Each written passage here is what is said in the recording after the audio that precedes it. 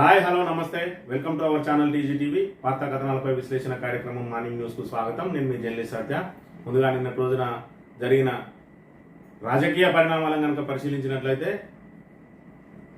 అసెంబ్లీలో బడ్జెట్ పై చర్చ జరుగుతూ ఉన్నది. నిన్న రోజున విపక్ష నేత Harish Rao one man show నడిచింది నిన్నటి అసెంబ్లీలో. ఏదైతే అసెంబ్లీలో ప్రతిపక్షం ప్రశ్నలు అడగడం, అధికార పక్షం సమాధానాలు చెప్పడం చూస్తూ ఉంటాం. కానీ నిన్నటి రోజున మాత్రం ఇక్కడ సభలో మరి బీఆర్ఎస్ ప్రభుత్వం ఉన్నదా లేదంటే కాంగ్రెస్ ప్రభుత్వం ఉన్నదా అనే అనుమానాలు తెలంగాణ ప్రజల్లో వ్యక్తమవుతున్న పరిస్థితి.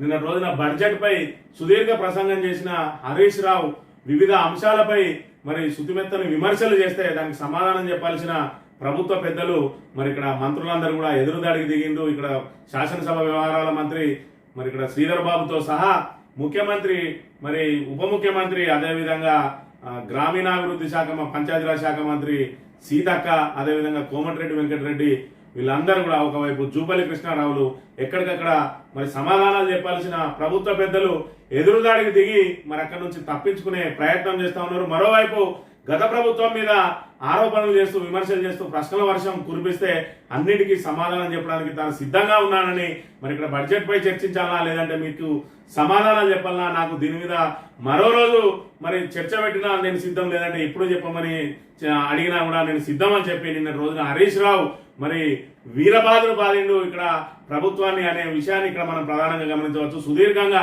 80 నిమిషాల పాటు మరి ఇక్కడ బడ్జెట్ మీద, బడ్జెట్ లో ఉన్న లోపాల మీద, అదేవిధంగా 6 గ్యారంటీలకు సంబంధించి మరి ఇక్కడ చట్టబద్ధత తెస్తా అన్నారు. 6 గ్యారంటీలో మరి మీరు కేటాయించిన నిధులేవి అని చెప్పి ఒకవైపు, మరోవైపు ఇక్కడ ఏదైతే కోమటిరెడ్డి వెంకటరెడ్డి ఉన్నారో లేచి మాట్లాడి మరి ఏదైతే మీరే అబద్ధం హామీలు అని చెప్పి దళితుని ఎందుకు ముఖ్యమంత్రి చేయలేదని చెప్పి, అదేవిధంగా మాది రైతు ప్రభుత్వం, మేము రైతుల కోసం 72,000 కేటాయించడం, అదేవిధంగా ఇరిగేషన్ కు మళ్ళీ 20,000 కోట్లు కేటాయించడం అని చెప్తే మరి వెంకటరెడ్డి హాఫ్ నాలెడ్జ్ బిల్లో ఆయనకి ఏం తెలియదని చెప్పి మరి అక్కడ ఆయన పరువు తీసిండు హరీష్ రావు. అదేవిధంగా ఏదైతే ఇక్కడ వ్యవసాయానికి 72,000 కోట్లు అన్నాడో అందులోనే ఆ ఇరిగేషన్ కేటాయించిన 20,000 కోట్లు, అదేవిధంగా కరెంటుకు సంబంధించిన అంశం కూడా అందులోనే ఉంటది. ఈ మాత్రం తెలియని వెంకటరెడ్డి పాపం ఏం తెలియకుండా సభలో మాట్లాడుతున్నాడని చెప్పి ఆయన గాలి మొత్తం తీసిపడేసిండు నిన్న రోజున హరీష్ రావు. దాంతో మరి ఆయన ముఖం తెల్లగా పాలిపోయిన అంశాన్ని కూడా మనం గమనించవచ్చు. మరోవైపు మరి నిన్నటి రోజున రేవంత్ రెడ్డి వ్యాఖ్యలు చూస్తే వ్యవసాయ మోటార్లకు మీటర్లు పెట్టడానికి సిద్ధమైనట్టు, దానికి గత ప్రభుత్వమే కారణం అన్నట్టుగా ఆయన వ్యాఖ్యలు బట్టి మనం ఇక్కడ అర్థమవుతా ఉన్నది. ఏదైతే 2017లో మరి వచ్చిన చట్టం ప్రకారం మరి ఇప్పుడున్న మీటర్లకు స్మార్ట్ మీటర్లు పెట్టాలని చెప్పి అప్పుడు కేంద్ర ప్రభుత్వం ఒత్తిడి తెస్తే, ఏదైతే గృహావసరాల కోసం స్మార్ట్ మీటర్లు పెట్టడానికి మరి ఇక్కడ అంగీకరిస్తే 2021లో వచ్చిన వ్యవసాయానికి విద్యుత్ మీటర్లు కూడా అప్పుడే జరిగిందని చెప్పి సభను తప్పుదోవ పట్టించే ప్రయత్నం చేసిండు నిన్న రోజున రేవంత్ రెడ్డి. దానికి సంబంధించి మరి ఇక్కడ రాబోయే రోజుల్లో మీటర్లు పెడతారా, ఆ మీటర్లు పెట్టి ఆ నెపాన్ని మరి గత ప్రభుత్వం మీద నెట్టడానికి మరి శాసనసభ వేదికగా కుట్రలు జరిగినాయని చెప్పి ప్రతిపక్ష నేతలు ఆరోపిస్తున్న పరిస్థితి. మరోవైపు ఏదైతే బీఆర్ఎస్ ఎమ్మెల్యేలు, ఎమ్మెల్సీలు మేడిగడ్డ మరి సందర్శన చేసిరో, అక్కడికి వెళ్ళి మరి ఏదైతే వాస్తవాలను ప్రజలకు వివరించే ప్రయత్నం చేసిరో, మరి ఇక్కడ తెలంగాణ రాష్ట్రంలోనే కాదు దేశవ్యాప్తంగా ఉన్న తెలుగు ప్రజలందరూ కూడా మేడిగడ్డ వైపు చూసారు. మేడిగడ్డ 10 లక్షల క్యూసెక్ల వరదను తట్టుకొని మరి మేటిగా ఏ విధంగా నిలబడ్డది, మరి చిన్న వరద వస్తేనే కూలిపోయే ప్రమాదం ఉన్నదని చెప్పి పదే ఆరోపణలు చేసిన మరి ఇక్కడ కాంగ్రెస్ కుట్రలు మరి కాళేశ్వరం వరదలో బట్టబయలైనాయి, కొట్టుకపోయినాయి. దాంతో ఆగస్టు 2 లోపు కనుక మీరు మోటార్లు ఆన్ చేయకపోతే 50,000 మంది రైతులతో మేమే వచ్చి మోటార్లు ఆన్ చేస్తామని ఏదైతే కేటీఆర్ ప్రభుత్వానికి వార్నింగ్ ఇచ్చిండో దాంతో మరి ప్రభుత్వం మేల్కొన్నది. నిన్న రోజున ఇక్కడ ఎల్లంపల్లి నుంచి మరి Nandi pipe house, Gayatri pump house ద్వారా పంపులు ఆన్ చేసి దాన్ని మల్లన్న సాగర్ కు, అదేవిధంగా కొండపోచమ్మ సాగర్ కు నీటిని పంపింగ్ చేయడానికి మొదలుపెట్టింది. దాంతో మరి ఇక్కడ ఎల్లంపల్లిలో చూసుకున్నట్టయితే 16 టీఎంసీల నిల్వ మాత్రమే ఉంటది. అందులో 14 టీఎంసీలు మరి హైదరాబాద్ తాగునీటికి మరి అందులో నిల్వ చేయాలి కాబట్టి ఏదైతే ఎక్స్ట్రా ఉండే 2 టీఎంసీలను మాత్రమే ఎత్తే అవకాశం ఉంటుంది. ఇంకా గోదావరిలో మరి వరద ప్రవాహం లేదు కాబట్టి ఖచ్చితంగా ఏదైతే ఇక్కడ ప్రాణహిత నది ఉన్నదో ప్రాణహిత నదిని ఎత్తిపోసుకొని రిజర్వాయర్లన్నీ నింపి పెట్టుకోవాల్సిన అవసరం ఉన్నదని చెప్పి మరోసారి నిన్న కేటీఆర్ ప్రభుత్వానికి సూచన చేసిండు. అయినప్పటికీ వినకపోతే మా కార్యాచరణ మరి అసెంబ్లీ తర్వాత మేము ప్రకటిస్తామని కూడా మరో హెచ్చరిక జారీ చేసిన అంశాన్ని కూడా మనం గమనించవచ్చు. మరోవైపు ఇక్కడ రేవంత్ రెడ్డి మరి షాడో క్యాబినెట్ నడుపుతా ఉన్నాడని, ఆ నలుగురే మొత్తం మరి సెటిల్మెంట్లు మరి మిగతా భాగవతం అంతా నడిపిస్తా ఉన్నారని, అదేవిధంగా ఏదైతే రేవంత్ రెడ్డి సోదరులు ఉన్నారో కొండలరెడ్డి తిరుపతి రెడ్డిలు వాళ్ళ భాగవతాన్ని కూడా బట్టబయలు చేస్తామని చెప్పి త్వరలో ఆ వివరాలన్నీ వెల్లడిస్తా అని చెప్పి నిన్న బాంబు వెలిచిండు కేటీఆర్. ఏదైతే ఖచ్చితంగా మరి ఇక్కడ జరిగే అవకతవకలన్నింటినీ కూడా త్వరలో వెలుగులోకి తీసుకొస్తామని చెప్పిన పరిస్థితిని కూడా మనం ఇక్కడ గమనించవచ్చు. ఇక వార్తా కథనాలను కనుక పరిశీలించినట్లయితే ముందుగా నమస్తే తెలంగాణ దినపత్రికలో BRS deadline, Kaleshwaram headline. దెబ్బ తగిలితే కానీ ధర్మం గుర్తుకు రాలేదు కాంగ్రెస్ సర్కార్కు.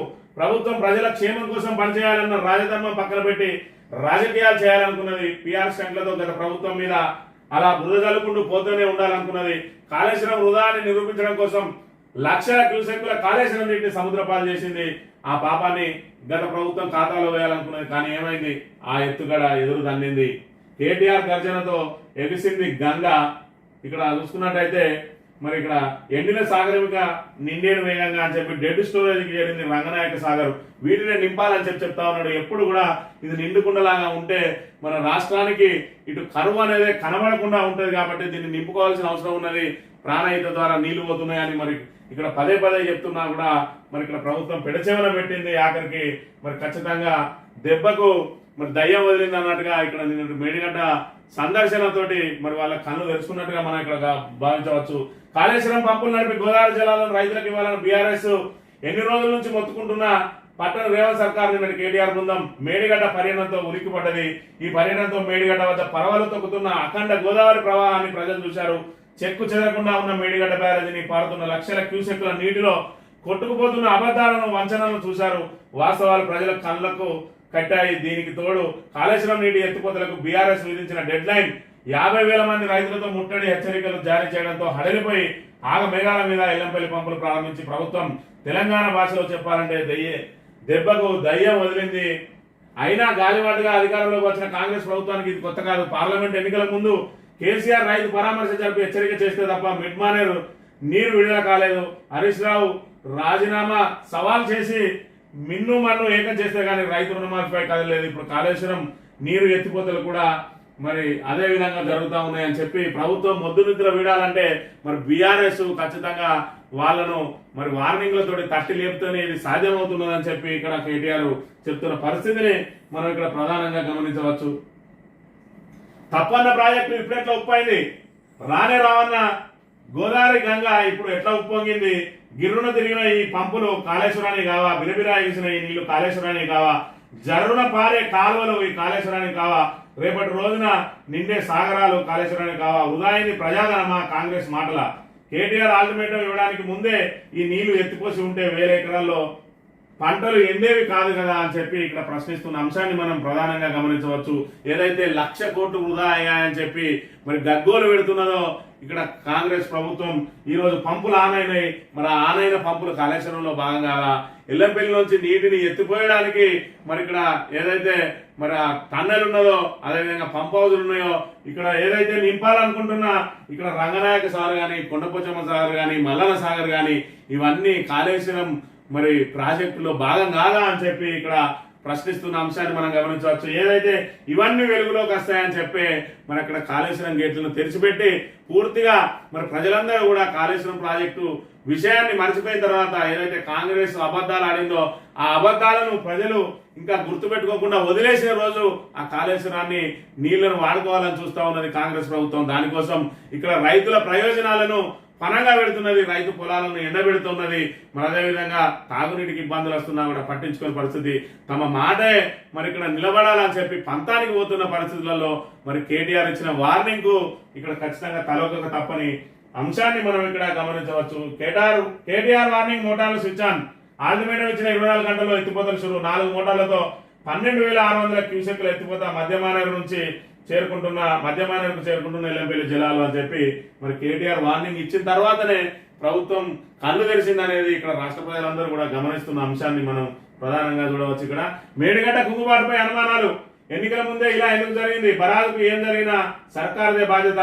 28 లక్షల క్యూసెక్లను తట్టుకున్న బరాజ్ మంత్రి ఉత్తమ్ కుమార్ నోటా బీజేపీ మాట ఆగస్టు 2 తర్వాత కాళేశ్వరంపై కార్యాచరణ మీడియాతో ఇష్టాగోష్ఠిలో కేటీఆర్ అని చెప్పి అసలు ఎన్నికల ముందే మేడిగడ్డ ఎందుకు కుంగుబాటు గురైంది ఆ రోజు మరి అంత పెద్దన డామ్ అనే శబ్దం వచ్చింది మరి దీని మీద కూడా ఇంకా అనుమానాలు వ్యక్తం చేస్తా ఉన్నది మరి ఇక్కడ బీఆర్ఎస్ పార్టీ మరి ఆయన ఏదైతే ఇద్దరు మంత్రులకు ఎవరెవరితో సంబంధాలు ఉన్నాయో ఆ విషయం కూడా తెలుసు త్వరలోనే బట్టబయలు అవుతుందని కూడా చెప్తున్న పరిస్థితి మరోవైపు ఎన్డీఎస్ఏ నిపుణుల బృందం ఇచ్చిన నివేదిక ఆధారంగానే మేము చర్యలు తీసుకుంటామని చెప్తున్నారు అది ఎన్డీఎస్ఏ నిపుణుల బృందం నివేదిక కాదు ఎన్డీఏ నివేదిక అని చెప్పి ఎన్డీఏ చెప్పు చేతుల్లో పనిచేస్తా ఉన్నది ఎన్డీఎస్ఏ నిపుణుల బృందం ఏదైతే డ్యామ్ సేఫ్టీ అథారిటీ ఉన్నదో మరి కేంద్ర నేషనల్ డ్యామ్ సేఫ్టీ అథారిటీ అది కూడా ఎన్డీఏ ప్రభుత్వం మరి చెప్పు చేతుల్లో పనిచేస్తా ఉన్నది ఐటీ సిబిఐ అదేవిధంగా ఈడీ విభాగాలు ఏ విధంగా పనిచేస్తున్నాయో కేంద్ర సంస్థలు అన్ని అదే విధంగా పనిచేస్తున్నాయి కాంగ్రెస్ బీజేపీలు ఏ విషయంలో విభేదించినా కాళేశ్వరం విషయంలో మాత్రం ఇద్దరి వైఖరి ఒకే విధంగా ఉన్నదని చెప్పి చెప్తున్న పరిస్థితిని మనం ఇక్కడ గమనించవచ్చు కాంగ్రెస్ అంటేనే దోక 6 గ్యారంటీల అమలుకు కేటాయింపులేవి బడ్జెట్ లో వాస్తవాల విస్మరణ అబద్ధాల విస్తరణ అసెంబ్లీలో తూర్పాల పట్టిన హరీష్ సీఎం 6 మంత్రులు అడ్డుకున్న ఆగని వాగ్దాటి లాఠీలతో సమాధానం చెప్పడమే ఇందిరమ్మ రాజ్యమా వీపులు పగలగొట్టడమే మీరు చెప్తున్న ప్రజాపాలన బడ్జెట్ లో ప్రజల కోణం తక్కువ రాజకీయ కోణం ఎక్కువ మహిళలకు 2500 నుంచి రుణమాఫీ దాకా ధోకా 10 ఏళ్ల కేసీఆర్ పాలన ఫలితమే నేడు తెలంగాణ వృద్ధి రేటు కరెంటు కోతలపై అసెంబ్లీ గేటు బయట సవాల్కు సిద్ధమా మీరు చేసిన ఆలస్యం వల్ల రైతులు వడ్డీ కట్టాల్సి వస్తున్నది ఎక్సైజ్ లో 7200 కోట్లు అదనంగా ఎలా వస్తాయి గల్లీ గల్లీకో బెడ్ షాపులు నిర్వహిస్తారా చెప్పండి నాడు భూములు అమ్మబోమని ఇప్పుడు ఎలా అమ్ముతున్నారు 10,000 కోట్లను సభకు తెలియకుండా ఎలా తెస్తారు 6 గ్యారెంటీలపై సోనియమ్మతోనే అబద్ధం చెప్పించారే హామీల అమలు నుంచి బాండ్ పేపర్ దాకా వాల్యూ లేకుండా చేశారు రాజీనామా చేయాలన్న రాహుల్ కు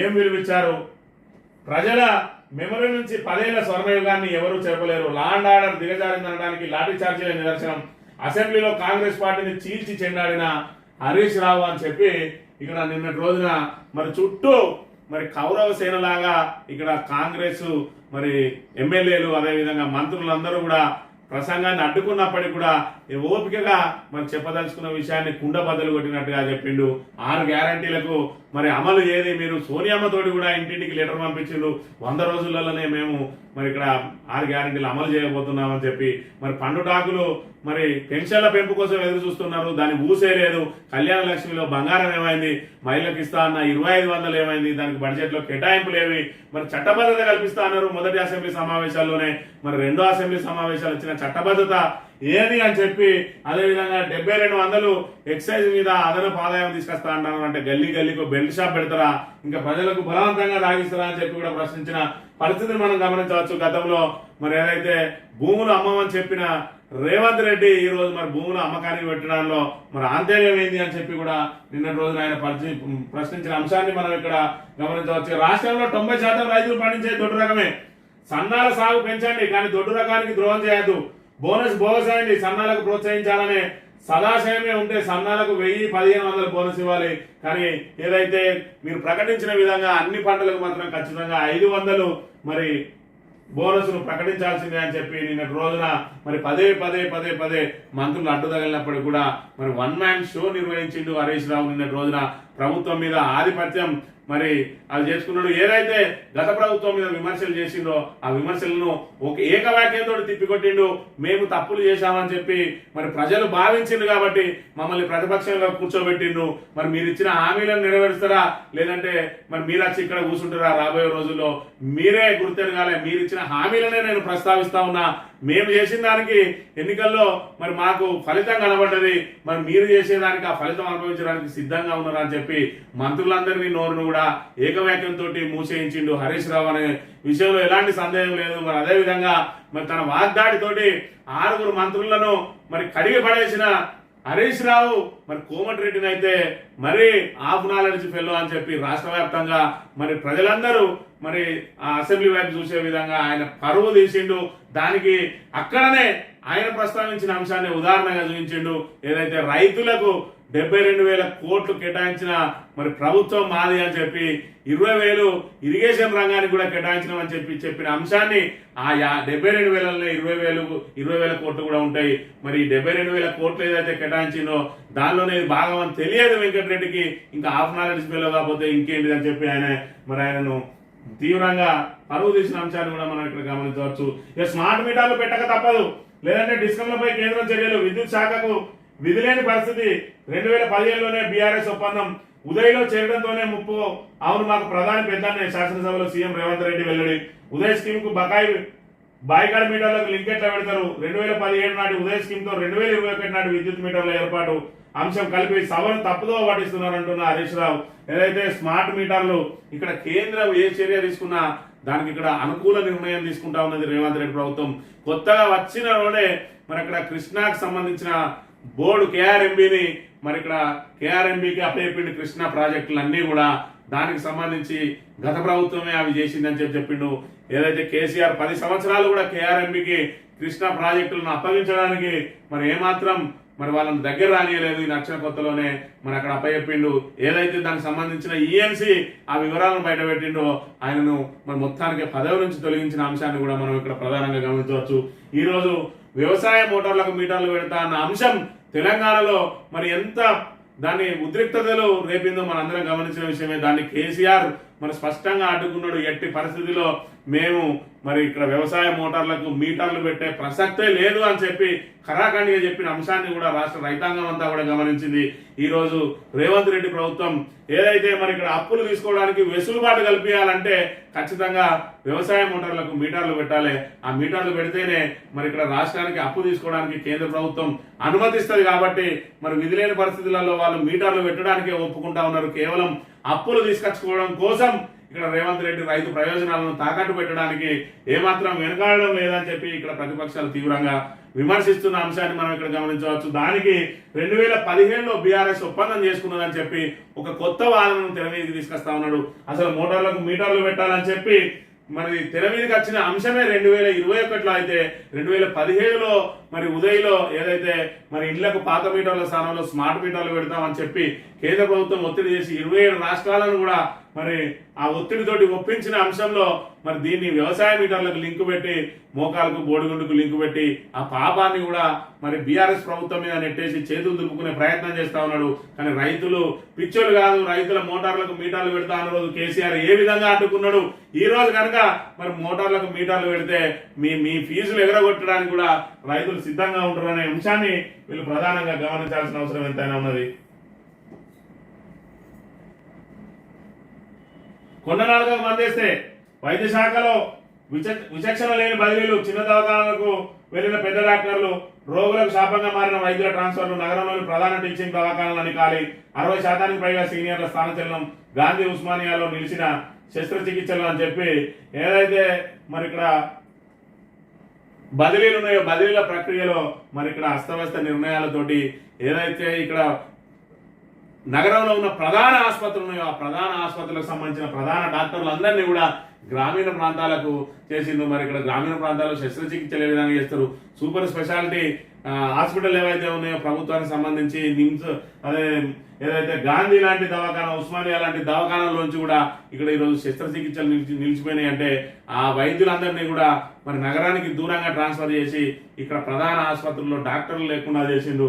మరి ఇక్కడ కొండ 4 మంది వేస్తే ఉన్న 4 ఉన్నట్టు మరి డాక్టర్లను పెంపు చేయాలి, పెంచాలి.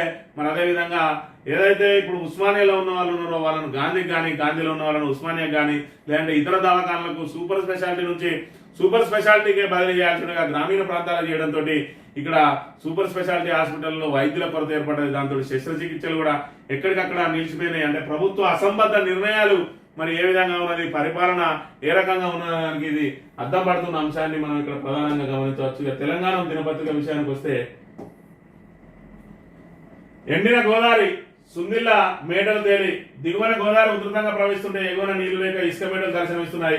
గోదావరిలో ప్రస్తుత పరిస్థితికి అద్దం పట్టే చిత్రం ఇది. ఇక్కడ ఫోటోలో కనిపిస్తున్నది ఇసుక మేటలు కట్టిన సుందిల్ల బ్యారేజ్లోని ఎగువ భాగం. ఇక్కడ గోదావరి నీటి మట్టం గణనీయంగా తగ్గింది. వర్షాకాలం సీజన్ లో గతంలో ఎన్నడూ లేని విధంగా ఇక్కడ పరిస్థితి ఉంది. ఇప్పుడు బ్యారేజీలో కనిపిస్తున్న ఆ నీళ్లు కొద్దిపాటి వర్షాల వల్ల ఉన్న నీరు తప్ప పైనుంచి వచ్చినవి కాదు. అసలు విషయం ఏంటంటే గోదావరి వరద నీరు ఉధృతంగా ప్రవహిస్తే ఎల్లంపల్లి నుంచి సుందిలకు, అక్కడి నుంచి అన్నారానికి, దీని నుంచి మేడిగడ్డకు నీళ్ళు వస్తాయి. అయితే ఎగువ గోదావరిలో వరద ప్రవాహం లేక సుందిల బ్యారేజ్లో ఇసుక మేటలు ఏర్పడ్డాయి. ఇదిలా ఉంటే ప్రస్తుతం ప్రాణహిత నుంచి వస్తున్న వరద ప్రవాహంలో గోదావరి దిగున ఉన్న మేడిగడ్డ నిండుకుండలా మారింది అని చెప్పి తెలంగాణ దినపత్రిక ఇక్కడ ప్రధానంగా ఇది సుందిల బ్యారేజ్ కి సంబంధించి మరి గతంలో వేసవి కాలంలో కూడా నిండుకుండలా ఉన్న పరిస్థితి ఈ రోజు సుందిల బ్యారేజ్ కి సంబంధించి గేట్లన్నింటిని కూడా ఎత్తిపెట్టిండ్రు. దానికి తోడు మరి ఇక్కడ ప్రవాహం కూడా లేదు. ఏదైతే గోదావరి నుంచి ఎల్లంపల్లి నిండడానికే మరి కష్టంగా ఉన్నది. ఇప్పుడు పంపులు ఆన్ చేసిండ్రు. ఆ పంపులు ఆన్ చేస్తే ఇక్కడ రిజర్వాయర్లన్నీ నింపే పరిస్థితి ఎట్టి పరిస్థితిలో లేదు. ఎందుకంటే గోదావరి నుంచి వచ్చే ప్రవాహం చాలా తక్కువగా ఉన్నది. అక్కడ మహారాష్ట్ర మరి బ్యారేజీల ద్వారా ఎక్కడికక్కడ నీటికి అడ్డుకట్ట వేసిండ్రు. ప్రవాహం మనకు రావడం లేదు. వచ్చిన కాస్త ప్రవాహం మరి ఇక్కడ ఎల్లంపల్లి నిండడానికే సరిపోతా ఉన్నది. మరోవైపు ఇది సుందిళ్ళ తర్వాత అన్నారం బ్యారేజ్ ఉంటుంది. ఇవి కూడా కాళేశ్వరం ప్రాజెక్ట్ లో భాగం. ఆ అన్నారం ప్రాజెక్టు కూడా మరి ఇక్కడ నీళ్లు లేదు. ఇక్కడ సుందిలకి లేదంటే అన్నారానికి అసలే ఉన్నది. నిన్న రోజున చూసిన గోదావరి కని దగ్గర గోదావరి ఏ విధంగా ఇసుక మెట్టలు లేమో ఆ గోదావరి కని తర్వాత వస్తుంది సుందిల్ల, ఈ సుందిల తర్వాత వస్తుంది అన్నారం. ఇవి ఇక్కడెక్కడ కూడా నీళ్లు లేవు. ఆ తర్వాత ఉన్న మేడిగడ్డ మాత్రం నిండుకుండలా ఉన్నది. కారణం ఏంటంటే ప్రాణహిత నుంచి వచ్చే వరద నీరే మరి దానికి ప్రధాన కారణం. అందుకే కేసీఆర్ మేడిగడ్డ దగ్గర మరి ప్రాజెక్టు కట్టి దాన్ని అన్నారానికి అక్కడి నుంచి సుందిళ్లకు మరి ఎత్తిపోసి సుందిల నుంచి ఎల్లంపల్లి పోసి అక్కడి నుంచి అనుబంధ రిజర్వాయర్లు అన్ని నింపడానికి కాళేశ్వరం ఒక బృహత్తర పథకాన్ని రూపకల్పన చేసి 3 సంవత్సరాల్లోనే పూర్తి చేసి మరి గిన్నిస్ బుక్ లో స్థానం సంపాదించిండు. దానికి ప్రపంచంలోనే అతి పొడవైన మరి ఎత్తిపోతల పథకానికి రూపకల్పన చేసి 3 సంవత్సరాల్లో సాధించిండు. కొత్తగా ఏర్పడ్డ తెలంగాణలో మరి ఇది అసాధ్యాన్ని సుసాధ్యం చేసి చూపిస్తే ఈ రోజు దానికి మసకబార్చే ప్రయత్నం చేస్తా ఉన్నది. ఈ రోజు కేటీఆర్ మరి అక్కడ మేడిగడ్డ దగ్గర పంపులు, కన్నెపల్లి దగ్గర పంపులు ఆన్ చేసి మరి ఇక్కడ ఇదే సుందిలను నింపాలంటున్నారు. దీని ముందట ఉన్న అన్నారాన్ని నింపి, అన్నారం ద్వారా సుందిల నింపి, సుందిల ద్వారా ఎల్లంపల్లి నింపి అక్కడ నుండి మీరు పంపింగ్ చేసి రిజర్వాయర్లు అన్ని నింపి పెట్టుకోండి. నీటి వరద ప్రవాహం ఉన్నప్పుడే మనం రిజర్వాయర్లు నింపుకోవాలి. పైనుంచి వచ్చే మరి నీళ్లు వాళ్ళకు మహారాష్ట్ర ఎక్కడికక్కడ అడ్డుకట్ట వేస్తా ఉన్నది. వాటిని దాటి మనకు వర్షాలు కనుక రేపటి రోజు రాని పక్షంలో పూర్తి స్థాయిలో మనకు తాగునీటికి ఇబ్బందులు అయితే అని చెప్పినా కూడా ప్రభుత్వం పెడిసేవన పెట్టింది. నిన్నటి నుంచి ఎల్లంపల్లి నుంచి ఎత్తిపోస్తా ఉన్నది. అయినప్పటికీ కూడా ఆ నీళ్లు సరిపోవు. ఖచ్చితంగా కన్నపల్లి నుంచి ఎత్తిపోయాల్సిందే అని చెప్పి ఇక్కడ బీఆర్ఎస్ డిమాండ్ చేస్తున్న అంశాన్ని మనం ఇక్కడ గమనించవచ్చు. త్వరలో మోటార్లకు మీటర్లు అని చెప్పి మరి ఇక్కడ రేవంత్ రెడ్డి చెప్పిన అంశాన్ని మనం ఖచ్చితంగా గమనించవచ్చు. మీటర్లు పెట్టడానికి సిద్ధపడతా ఉన్నారు. అప్పులు తీసుకురావాలంటే మీటర్లు పెట్టాలి అని చెప్పి కేంద్ర ప్రభుత్వం ఏదైతే నిబంధన విధించిందో దానికి సంబంధించి 30,000 కోట్ల అప్పు తీసుకునే అవకాశం ఉన్నా కూడా రైతుల కోసం మేము ఆ 30,000 కోట్లను మరి తీసుకోలేదు. మేము ఎట్టి పరిస్థితుల్లో మీటర్లు పెట్టామని ఆ రోజు స్పష్టం చేసినామని ఒకవైపు హరీష్ రావు చెప్తా ఉంటే, మరోవైపు ఖచ్చితంగా మరి మీటర్లు పెడతామన్న మరి ఆయన సందేశాన్ని ఇచ్చినట్టుగా ఉన్నది నిన్న అసెంబ్లీ వేదికగా రేవంత్ రెడ్డి గారు.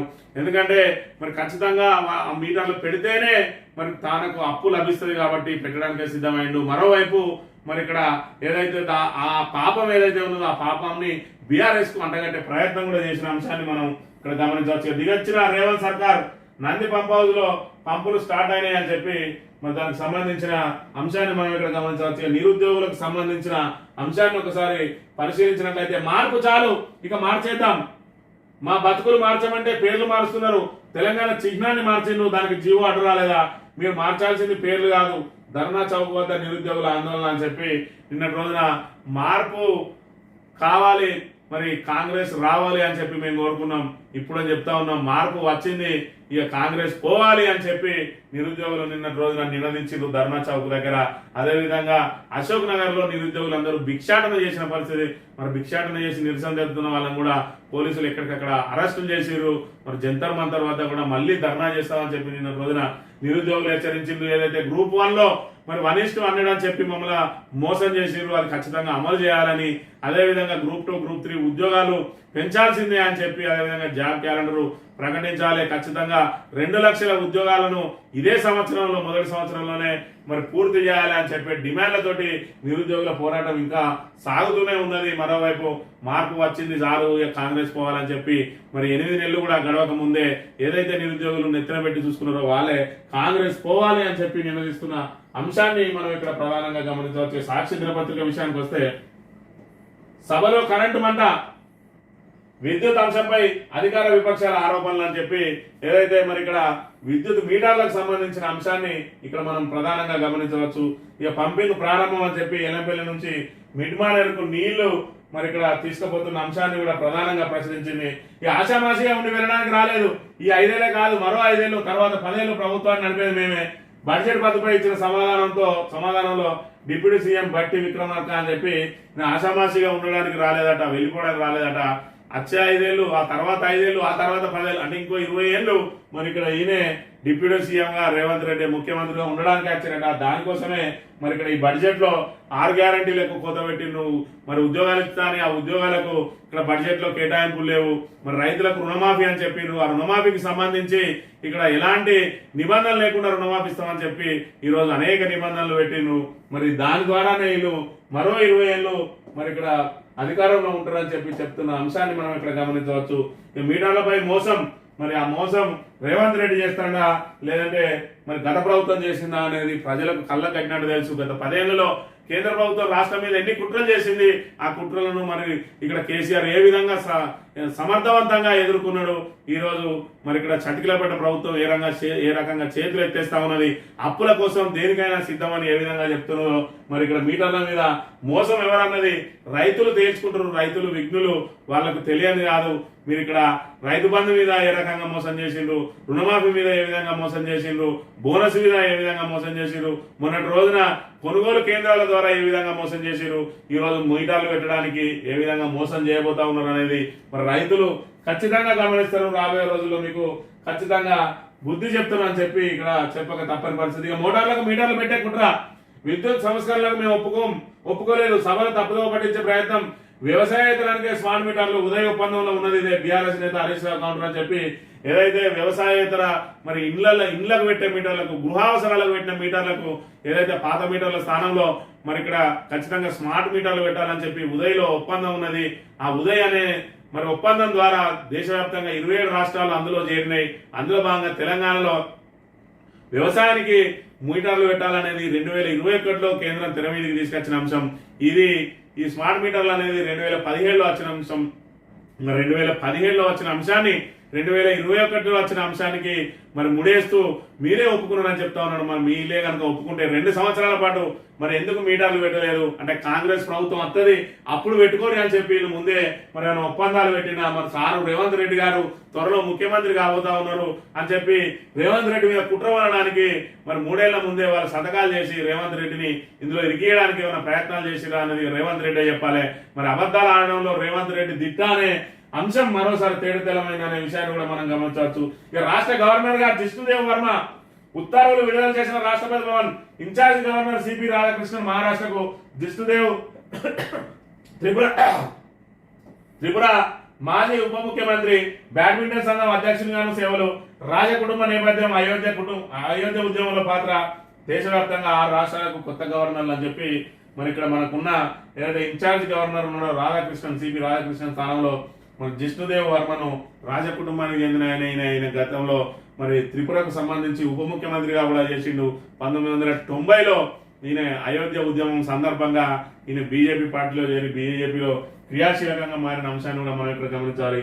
ఇక రాష్ట్రాల స్థాయిలో నదుల గ్రిడ్, జలవనరుల సమర్థ వినియోగానికి ఏర్పాటు చేయాలి, విదేశీ పెట్టుబడులను ఆకర్షించేందుకు పోటీ పడండి, రాష్ట్రాల సహకారంతోనే 2047 నాటికి వికసిత్ భారత్, నీతి ఆయోగ్ సమావేశంలో ప్రధాని మోదీ వ్యాఖ్యలు, సమావేశం నుంచి మమత వాకౌట్, నిధులపై మాట్లాడుతుంటే మైక్ కట్ చేశారన్న ఆరోపణ, భవిష్యత్తులో ఇంకెప్పుడు హాజరు కాబోనని ప్రకటన అని చెప్పి రాష్ట్రాల స్థాయిలో నదుల గ్రిడ్ ఏర్పాటు చేయాలని చెప్పి జలవనరులను మరి సమర్థంగా వినియోగించుకోవాలంటే ఈ నదుల గ్రిడ్ అనేది ఒకటి మరి దాన్ని రూపొందించుకొని దాని ద్వారా కార్యకలాపాలన్నీ చేయాలి.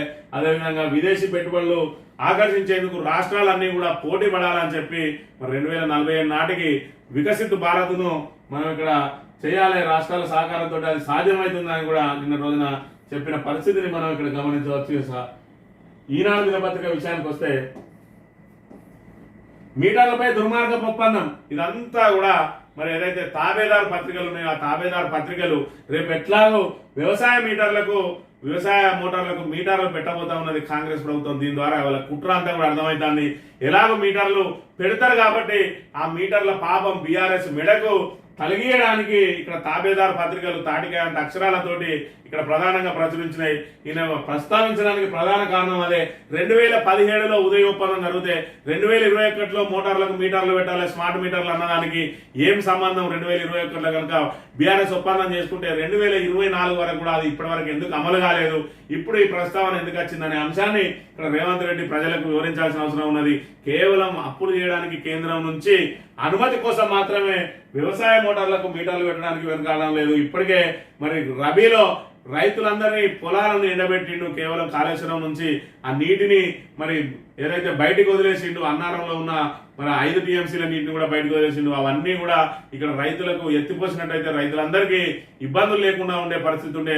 రోజుకు 5,000 నుంచి 15,000 క్యూసెక్లు మేడిగడ్డ ద్వారా బయటికి పోయినా కూడా దాన్ని కాపర్ డ్యాం ద్వారా ఎత్తిపోయాడని నెత్తి నోరు కొట్టుకున్నా కూడా ఈయన కేవలం మరి రాజకీయ ప్రయోజనాల కోసం రైతు ప్రయోజనాలను తాకట్టు పెట్టిండు.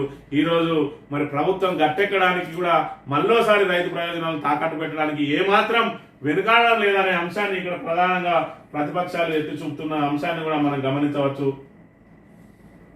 ఎల్లంపల్లి ఎత్తిపోతలు షురు అని చెప్పి ఇక్కడ గాయత్రి పంప్ హౌస్ రామడు దగ్గర గాయత్రి పంప్ హౌస్ దగ్గర మరి ఎగిసి పడుతున్న కాళేశ్వరం జలాలను ఇక్కడ మనం ప్రధానంగా గమనించవచ్చు. ఇక మేము ఒప్పుకోలేదు మీటర్లకు సంబంధించి అని చెప్పి ఏదైతే అపవాదు వేస్తుందో దాన్ని తిప్పికొట్టిండు నిన్నటి రోజున హరీష్ రావు అనే అంశాన్ని కూడా మనం ఇక్కడ గమనించవచ్చు. ప్రజల మీద పన్నులు వేయం, త్వరలో కొత్త రేషన్ కార్డులు, మాది 100% వాస్తవిక పద్దు, మేము గొప్పలకు పోలేదు, బడ్జెట్ పై చర్చలో ఉప ముఖ్యమంత్రి అని చెప్పి మరి ఇక్కడ ప్రజల మీద పన్నులు వేయము అని చెప్పి మరి చెప్తూనే మరి వీళ్ళు చెప్పేది ఒకటి చేసేది ఒకటి అనే అంశాన్ని మనం ఇక్కడ ప్రధానంగా గమనించవచ్చు. ఈ గోదావరి ఉగ్రరూపం భద్రాచలం వద్ద 3వ ప్రమాద హెచ్చరిక. స్థానిక కాలనీలో చేరిన నీరు శ్రీశైలానికి తరలి వస్తున్న కృష్ణా తుంగభద్ర రోజుకు 35 టీఎంసీలకు పైగా వరద రాక అని చెప్పి భద్రాచలం వద్ద గోదావరి పరవళ్ళు ఏ విధంగా దొక్కుతా ఉన్నదో మనం ఇక్కడ ప్రధానంగా చూస్తా ఉన్నాం. మరోవైపు ఇక్కడ చూసుకున్నట్లయితే ఇదే గోదావరి మరి ఇక్కడ నుంచి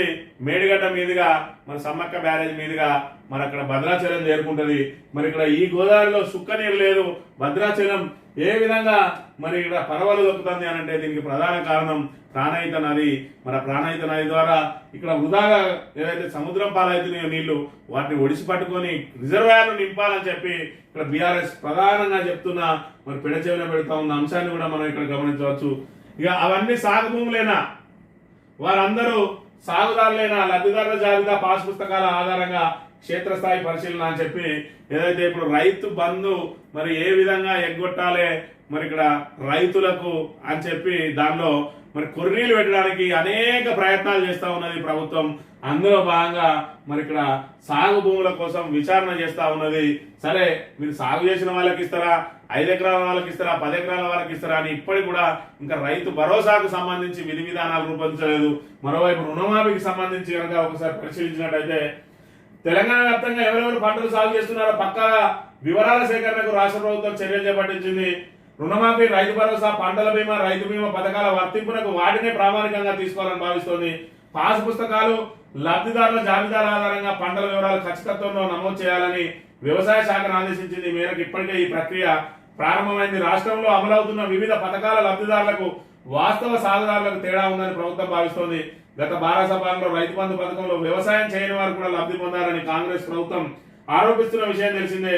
ఇప్పటికే తెల్ల కార్డు లేని వారికి, పాస్ పుస్తకాలు లేని వారికి ఆదాయ పన్ను చెల్లించే వారిని, ఉన్నత స్థాయి ప్రజాప్రతినిధులను, ప్రభుత్వ ఉద్యోగులను, పింఛన్దారులను రుణమాఫీ జాబితా నుంచి తొలగించింది అని చెప్పి ఇక్కడ ఏదైతే మరి కాంగ్రెస్ కరపత్రంగా వ్యవహరిస్తా ఉన్నదో ఈనాడు దినపత్రిక చెప్పింది అని అంటే ఖచ్చితంగా కాంగ్రెస్ చెప్పినట్టే మనం ఇక్కడ భావించవచ్చు. మరి ఇక్కడ తెల్ల రేషన్ కార్డు లేని వారికి, పాస్ పుస్తకాలు లేని వారిని, ఆదాయ పన్ను చెల్లించే వారిని, ఉన్నత స్థాయి ప్రజాప్రతినిధులను, ప్రభుత్వ ఉద్యోగులను, పింఛన్దారులను మరి ఇక్కడ రుణమాఫీ జాబితా నుంచి తొలగించిండు అని చెప్పి ప్రధానంగా మరి వాళ్ళ తాబేదార్ పత్రికనే ప్రచురించింది. ఇప్పటి వరకు మేము మరి రుణమాఫీని ప్రతి రైతుకు మరి అమలు చేస్తున్నామని చెప్పిన కాంగ్రెస్ మాటలు మరి ఇక్కడ ఎంత అబద్ధాలు అనే విషయాన్ని మనం ఇక్కడ ప్రధానంగా ఇక్కడ గమనించవచ్చు. మరి ఇక్కడ తెల్ల రేషన్ కార్డు అనేది ప్రామాణికమే కాదు అని అన్నారు. తెల్ల రేషన్ కార్డు లేని వాళ్లకు ఇక్కడ రుణమాఫీ అయితలేదు. పాస్ పుస్తకాలు లేని వాళ్లకు రుణమాఫీ అయితలేదు. అదేవిధంగా ఆదాయ పన్ను చెల్లించే వారికి రుణమాఫీ అయితలేదు. ఉన్నత స్థాయి ప్రజాప్రతినిధులు, సరే ఉన్నత స్థాయి ప్రజాప్రతినిధులు అంటే వాళ్ళు స్వచ్ఛందంగా వైదొలగడానికి సిద్ధంగానే ఉంటారు. ప్రభుత్వ ఉద్యోగులకు అయితలేదు సరికాదా, కనీసం పింఛన్దారులకు కూడా రుణమాఫీ అవుతున్న పరిస్థితి లేదు. దాంతో మరి ఇక్కడ బీఆర్ఎస్ మొత్తుకుంటా ఉన్నది, నెత్తి నోరు కొట్టుకుంటా ఉన్నది. 70 లక్షల మందికి 30 లక్షల మందికి మాత్రమే రుణమాఫీ అమలు చేస్తామంటున్నారు. అందుకే 40 లక్షల మందికి ఇక్కడ ఎగ్గొడతా ఉన్నారు. గత ప్రభుత్వం 1 లక్షలోపు రుణాలను మాత్రమే మరి మాఫీ చేస్తే 19,000 కోట్లు అయితే ఈరోజు ప్రభుత్వం మరి 1 లక్షలోపు మరి రుణమాఫీ చేసే వాళ్ళకు 6,000 కోట్లతోటే ఎట్లా సరిపెట్టింది అనేది అది 100 మిలియన్ల ప్రశ్నలాగా మారింది. మరి అయినప్పటికీ కూడా దాని మీద ప్రభుత్వం మరి దాని మీద వివరణలు చెప్పకుండా మేము అందరికీ చేసేసినామని చెప్పి చేతులు దులుపుకుంటా ఉన్నది. మరోవైపు రేషన్ కార్డు ప్రామాణికం కాదు, పాస్ పుస్తకం ప్రామాణికం కాదు, రుణం తీసుకున్న రైతు ప్రతి ఒక్కరికి ఇచ్చేస్తున్నాం, అది ఆదాయ పన్నా లేదంటే ప్రభుత్వ ఉద్యోగ లేదంటే మరి ఇక్కడ పింఛన్దారుడా అనేది ఏది కూడా మేము చూస్తలేమని చెప్పి పదే అబద్ధాలు చెప్పింది. అవన్నీ అబద్ధాలు అని చెప్పి ఈరోజు ఈనాడు కథనం ద్వారా మరి తేటతెల్లమైంది. వాళ్ళ కరపత్రం, వాళ్ళ తాబేదారు పత్రికనే తెల్ల కార్డు లేని వాళ్లకు, పాస్ పుస్తకాలు లేని వాళ్లకు, ఆదాయ పన్ను చెల్లించే వాళ్లకు, ఉన్నత స్థాయి ప్రజాప్రతినిధులకు, ప్రభుత్వ ఉద్యోగులకు, పింఛన్దారులకు రుణమాఫీ జాబితా నుంచి తొలగించింది అని చెప్పి త్వరలో రైతు భరోసా, పంటల బీమా, రైతు బీమా పథకాలు అమలు చేయనున్నామని, సాగు చేసే వారికి వాటి కింద సాయం అందిస్తామని ప్రభుత్వం చెప్తా ఉన్నది. ఆ ప్రభుత్వం చెప్పేదానిలో రైతు భరోసా మరి ఇక్కడ ఈ ఎవరికి కూడా రైతు భరోసా అమలయ్యే అవకాశం లేదు. వీళ్ళెవరికి కూడా రైతు బీమా కూడా అమలయ్యే అవకాశం లేదు. మరి ఈ రకంగా ప్రభుత్వం ఏ విధంగా రైతులకు మరి వాళ్ళ పథకాలను గండి కొడుతుందనే అంశాన్ని ఇక్కడ మనం ప్రధానంగా గమనించవచ్చు. బడ్జెట్ లో చూసుకున్నట్టయితే మరి ఇక్కడ 15,000 కోట్లను మాత్రమే కేటాయించింది. మరి 15,000 కోట్లు అంటే 7,500 కోట్లు, 7,500 కోట్లు గత ప్రభుత్వం ఇచ్చింది. మరి రైతు బంధు, మరి రైతు భరోసా వచ్చేటప్పటికి ఇంకా 5,000 పెరగాలి. అంటే 2 విడతలలో 7,500 పెరగాలంటే సుమారు 23,000 కోట్లు అవసరం పడుతుంది అని చెప్పి మరి చెప్తున్న పరిస్థితి. 11,500 కోట్లు కావాల్సిన దాన్ని మరి ఇక్కడ కేవలం మళ్ళీ 15,000 కోట్లే చేసిండ్రు. అంటే 23,000 కోట్లకు 15,000 కోట్లు చేసిండ్రంటే అవి అందరికి మరి 15,000 ఇవ్వాలి. లబ్ధిదారులు అందరే ఉంటారు. మరి సంఖ్య మాత్రం పెరిగింది, ఏదైతే ఇచ్చే సహాయం పెరిగింది. మరి సహాయం పెరిగితే సంఖ్య తగ్గియాలంటే ఈ నిబంధనలు అన్ని అమలు కావాలి. ఈ నిబంధనలు అమలైతే మరి వాళ్ళు ఇచ్చే ఏదైతే 7,500 కోట్లు ఒక విడతలో ఉన్నదో ఆ 7,500 కోట్లు కూడా ఖర్చు అయ్యే అవకాశం లేదు. 3,500 కోట్లతోటే ఇక్కడ రైతు భరోసా ఇచ్చే అవకాశం ఉంటుంది. హార్డ్లీ చూసుకున్నట్టయితే 5,000 కోట్లే మరి రైతు భరోసాకు చెల్లిస్తారు. రైతు బంధుకు 7,500 కోట్లు ఒక విడతకు చెల్లిస్తే ఈ ఆంక్షలన్నీ విధించి 5,000 కోట్లతోటి సరిపెట్టడానికి ప్రయత్నం చేస్తా ఉన్నది. రైతులను ఏ విధంగా నట్టేట ముంచుతా ఉన్నదో మరి ప్రధానంగా గమనించవచ్చు. ఇక్కడ రుణమాఫీలో కోత పెట్టింది, మరి రైతు బంధులో కోత పెట్టబోతా ఉన్నది. రైతు భరోసా పేరుతో దానిలో కోత పెట్టబోతా ఉన్నది. సన్నాలకు మాత్రమే 500 ఇస్తామని చెప్పి అన్ని పంటలకు ఇస్తామని చెప్పి రైతులను మోసం చేసింది. ధాన్యం కొనుగోలు కేంద్రాలు మరి ఏర్పాటు చేసి నెల రోజులైనా ధాన్యం కొనుగోలు చేయకుండా మరి దళారుల పాలు చేసి ఈ విధంగా రైతులను నట్టేట ముంచుతా ఉన్నది. ఇన్ని రకాలుగా ప్రభుత్వం రైతులను నట్టేట ముంచుతూ మరోవైపు 72,000 కోట్లు మేము ఇలా కేటాయించినామని చెప్పి చెప్తా ఉన్నది. మరోవైపు ప్రభుత్వ లెక్కల ప్రకారమే 31,000 కోట్లు ఇక్కడ అవసరం పడితే రుణమాఫీకి అన్నారు. బడ్జెట్ లో మాత్రం 26,000 కోట్లు మాత్రమే మరి కేటాయించిండ్రు. అంటే మళ్ళీ 5,000 కోట్లు అందులో కోసిండ్రు. అంటే ఈ రుణమాఫీకి సంబంధించి ఎవరైతే ఇవన్నీ లెక్కలు చూసుకుంటే మరి ఆ 31,000 కోట్లు 26,000 కోట్లకు మరి తగ్గినట్టుగా కూడా మనం ఇక్కడ గమనించాల్సిన అవసరం ఎంతైనా ఉన్నది. ఈ రకంగా రైతులను నట్టేట ముంచుతున్న ప్రభుత్వం మళ్ళీ గత ప్రభుత్వం మీద ఎదురుదాడి చేస్తూ మరి వాళ్ళను నట్టేట ముంచుతా ఉన్నది. గతంలో చూసుకున్నట్టయితే మరి రబీ పంట పూర్తిగా ఎండిపోవడానికి కూడా ప్రధాన కారణం కాళేశ్వరం మీద పెట్టిన కుట్రలే. ఇప్పటికి కూడా ఆ కుట్రలు కొనసాగుతూనే ఉన్నాయి. మరి ఖరీఫ్ లో కూడా చివరి తడి వరకు వర్షాలు కనుక అందని పరిస్థితులలో మరి చివరి తడికి ఇప్పుడు కూడా ఇబ్బంది అయ్యే అవకాశం ఉన్నది. మరోవైపు తాగునీటి కూడా ఇబ్బందులు ఏర్పడే అవకాశం ఉన్నది. ఇది రైతు ప్రభుత్వమా లేదంటే ఏదైతే కేసీఆర్ చెప్పినట్టు రైతు శత్రు ప్రభుత్వమా, దీన్ని మరి రైతులే బేరేజ్ వేసుకోవాలని చెప్పి కోరుతూ ఇది ఈ రోజు మార్నింగ్ న్యూస్. తిరిగి రేపు వెళ్తాం. Thank you very much.